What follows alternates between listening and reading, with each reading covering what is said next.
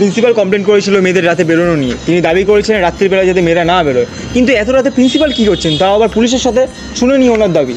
Principal আপনি যে বলেছিলেন এত রাত্রিবেলা মেয়েদের বেরোনো উচিত না, কিন্তু আপনি বেরিয়েছেন, তাহলে আপনি কী বলতে চাইছেন, মেয়েরা সেফ না ছেলেরা সেফ? না, ছেলে সেফ নয়।